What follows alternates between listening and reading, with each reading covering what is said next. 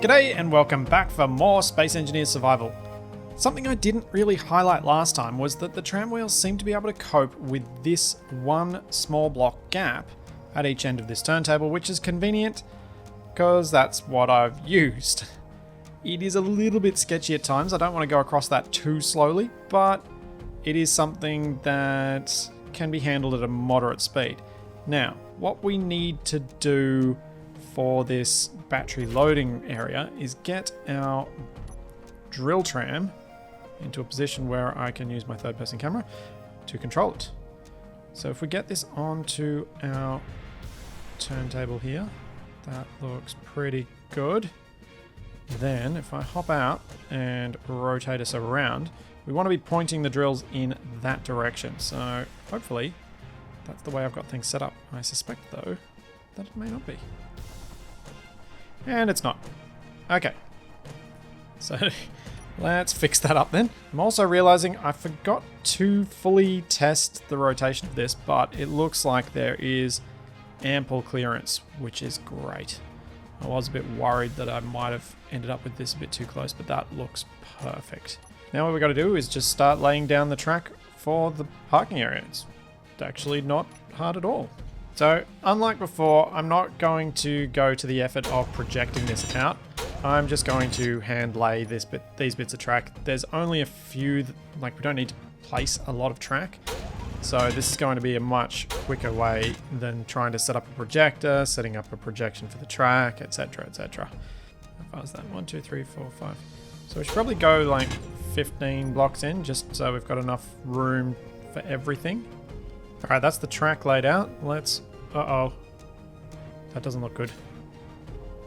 This is what I was worried about. I shouldn't have left this on here so long. In the last video, I did make mention of the fact that sometimes the collisions of small grid are a little less reliable, and this is one of those situations. I seem to have managed to get out of it though, so that's good. Let's quickly drill out our path. Now, for a little while, is that forward? Yes. The double right click was working for ship drills, but it's not working again, so right click, K, and we can use it that way. Let's drill that out so we can get onto the safe rail. From what I've seen, there are similar problems with large grids if you are on a subgrid, as we're experiencing with the small grid here, but I do always see it more commonly with small grid. Now let's get on there and weld these up. Okay, let's broaden this out with our side and back drills. Back onto the turntable, and then we can go back up to the solar axe, because that's all the drilling we're going to be doing with Thomas the Tram Engine. Did I just go too far?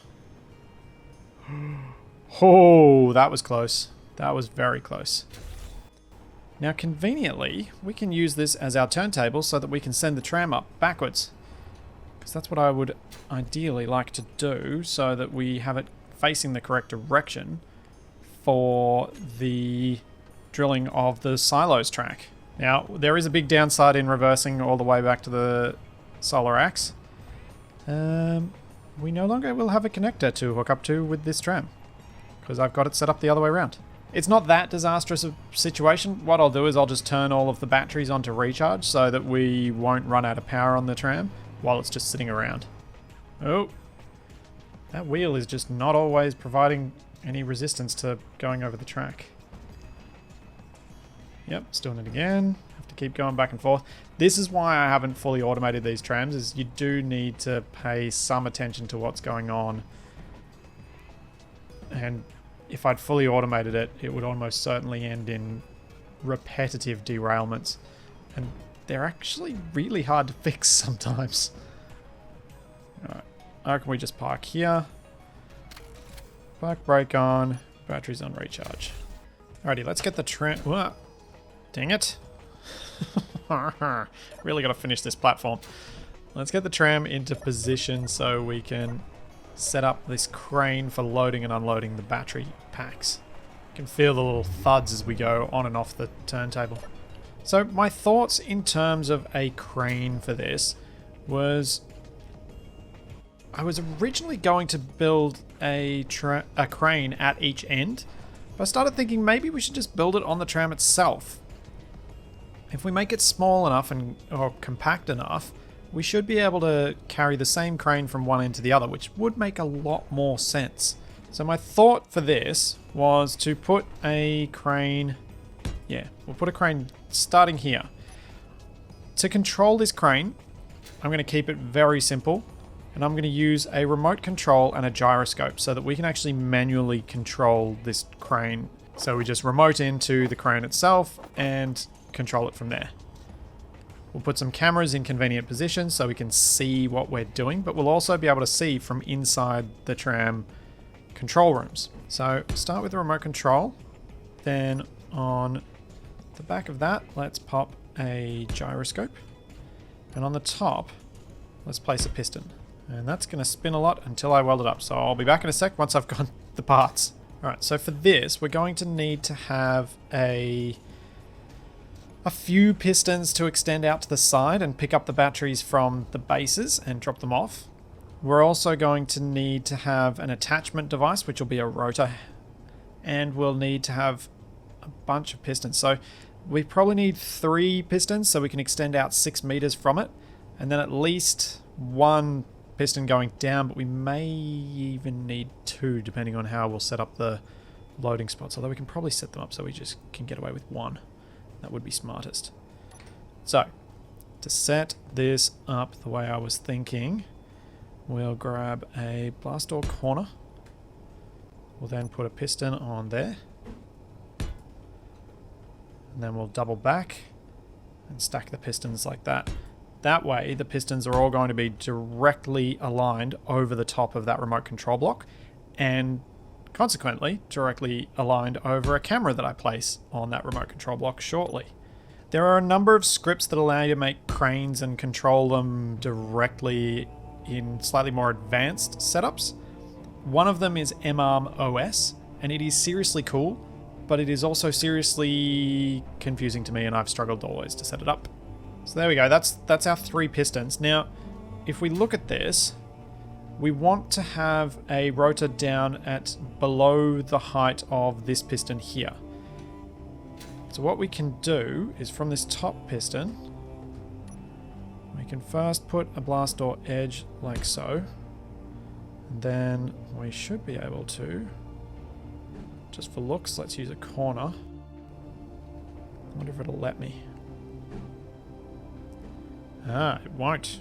But it'll let me place that. Odd. Very odd. Oh well. That's fine. So then we can place our downward piston and we can place our rotor on there. And that will be our crane. The rotor on the bottom needs to lose its rotor part. And when we weld up this piston here, we're going to need to set its minimum distance as the distance where this rotor will not end up with anything beside it being pushed into this block here. Oh no. I've done that thing that I hate. Oh, I'm going to fix that later. That thing that I hate is I've totally misaligned all of these blast door blocks. Like the little clamp bits just all they're random basically. We'll fix that at a later stage. For now, let's just accept it, and it's just the way things are for now. So let's move this down to about there. And the reason for that is this is going to attach to a battery in its center. So the battery, I don't want it to run into the remainder of the crane. So now we need to place a couple of cameras on. Let's go with one right on the remote control block itself. And it could be useful to have one. It'd be really handy to have it actually attached to this rotor, but I don't think that's going to work. We'll have to do it all the way back up here. So place that there and then put a camera on here. Now we can go Shift K, terminal, tram crane remote control, control. We are now controlling that crane. And as you can see, I can move it with my mouse. So I can actually control that quite well. And what I'm going to do before we go into doing too much on the controls of that is just check that I have got those pistons named in the way I expect. I might actually turn off my lights. Yeah, I can see better without my lights on because then we don't get the crosshatch of the LCDs. Now we can set up our hotbars. So first off, let's set up our two cameras. So view and view. Then we'll set up our pistons. What I'm going to do with the pistons is I'm going to set up all of the vertical ones on this first bar. Then on the second hotbar, I'll set up the horizontal ones. So the vertical ones are piston 1 with, we want increased velocity and decreased velocity. And then piston 5 with increased velocity and decreased velocity. The reason I use increased velocity and decreased velocity is that using those sets, we can actually stop the piston at any position without needing any programmable block to tell it to stop at a particular position. Doesn't give us as fine control as I would like, as it moves in 0.5 meters per second increments, but it's not bad. So let's go to our... Oh, I think I've got these cameras around the wrong way. Oh no, I've named them right, I just put them wrong on my hotbar. Didn't even look at what I was looking at when I did it. There we go. Okay, so if we wanted to say pick up a battery from the side, we could raise the crane up. We can then move to our second hotbar, we can move it forward, stop it there, forward. We can go to our second piston, use it to control. We can then go back, and if we have to get over an obstacle, we can have raised it up, and then using our end piston, we can extend it down. And I realize I've just done something silly there because I forgot to set the minimum. So let's hop out and let's do that. So I've actually just lost the position of it. The reason I keep opening and closing these gates instead of flying out when I remember is that there's an unfortunate thing that can happen. If I get my body jammed in the right spot, I actually create a phantom force on the tram and can move it, which is distressing to say the least. So I try to avoid that where I can. Now I've left the rotor on. I wonder if I should turn that off. If we set it up to have a torque of 0, that way everything is provided by that gyroscope, and we should be able to do a shared inertia tensor. There we go, that's reasonably stable. You can see that this is actually going to be a fairly simple way to pick up batteries, move them onto the tram and offload them. So let's set up the other half of this. If we line that up about there, and then extend out, and then we can look from the other camera, which will give us a better view of when we need to extend out a bit further and line up with the blocks below. So the next thing to decide is actually how big these battery packs will be. A small grid battery has a quarter, I think, roughly, of the amount of charge that a large grid battery can hold. So we need to keep that in mind with how much we're going to put on board. And I think if we pop a rotor part there, and one there, and one there, this should give us an idea of about how much space we have for each one. Could probably do a stack of... We could definitely do a stack of 2 batteries tall. So we have a rotor part there. Now, this is back to front to what's over here. What I need to do is not place a battery part there, I mean a rotor there, but actually place rotor parts here. There we go. And we have a rotor part back on the grabbing rotor at the end of the crane arm. Then, what we should do is place a few batteries on that. So 1, 2, we should be able to get away with. And then, what we can do with that is either place a rotor directly underneath it and have it square off straight onto each of these blocks, but no. I was just thinking we could put it off to the side, which might make it easier to see with this camera, but I don't think that's going to work. Unless we go for out the side. And if we come around there, do the same there. Ooh, that could work quite nicely actually. If we place our attachment rotor like that, we should be able to control this rotor's orientation and line up to these rotor parts. For the moment, I think what we'll do is we'll just stick with these double batteries. In the future, I am going to figure out a way to extend the wheelbase of this tram so that we can make bigger battery packs. So the battery pack is the equivalent of one large grid battery, because that's what I'd really like. But for now, I think let's use this as a proof of concept and check that we can actually get it all working properly first. Alright, let's test this system. In theory, we've got everything that we need for it to work. So grabber, we want increased velocity and decreased velocity. And then we want attach and detach. So now we should be able to spin this. Yes, that's what I wanted. Like so. Then we can go back to our distance controls. Let's bring ourselves in a little bit further. Then let's lower ourselves down. Oh, rats! Didn't build them high enough. Oh. Dang it. I was getting so excited. We were so close. Okay, I gotta raise these up. Let's just do this manually. Splitsie, what are you doing? So that should be like that. That would explain why I was struggling so much. Okay, back to rotor parts.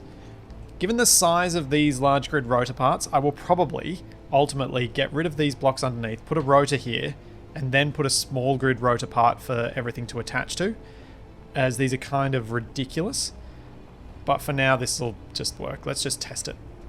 And then we can extend just a little bit out. Oh, moving the whole tram. Let's try that again. I think I attached. Yep.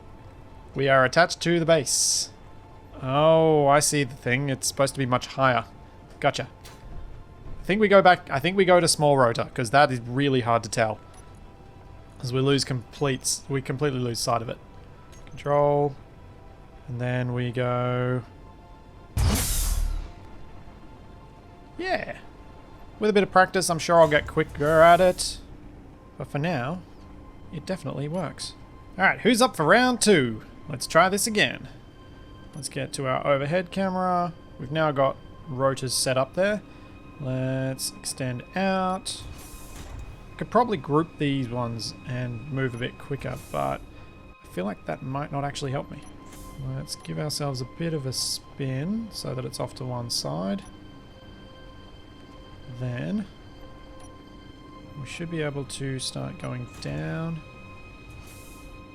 and down again. Oh, too far. Oh, it looks pretty close. Just got to go out a little bit further. Yes, nice. Then it is attach. We get kicked out of everything when we attach to the base. We can then... Ooh. That'd be handy. I've got an idea. Since we get kicked out of the controls when we hook up to the base, if we pop a couple of buttons on here that are for attach and detach of the battery pack rotor, that'll potentially save us a bit of a hassle sometimes. I kind of feel like we might have an easier time controlling all of this if I move this rotor part from the center of the battery off to one side. So with these two batteries completely welded up, if we hop back into control of the crane and I show you what it looks like through the camera looking down, you'll see where I've got a different idea about where this attachment point should be. If you notice, I can't actually see clearly where that rotor is, but if we were attached on the side here, we'd have a nice easy view, and that would make it much easier to line these up.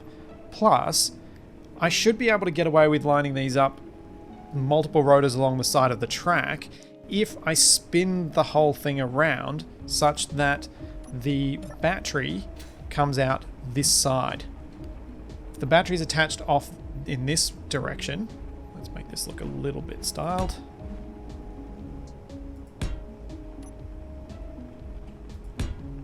And rotor part. On top. So that looks about right. Actually, I could probably, for a lot of these, control it like this. Oops, wrong way. Yeah, I definitely need another camera in another spot because I totally can't tell what I'm doing here. Attach. Yeah. So let's head up to the solar axe because that's where we need to install this next. And of course I'm in the wrong end of the tram. Let's hop out. Oh, that's also a problem. Huh. That is quite the problem. We need a lock for that for that rotor. So this is going to be another one of those short videos and possibly one more short video before we take a break from survival maybe that will return at the beginning of November. Next time I might go let myself be distracted and go shoot down some drones and even scout out some of the other nearby enemy bases. Maybe see how well a chicken hawk does against one of them without the support of assault sandbags. So there's that, and plenty more to come, and I'll see you then.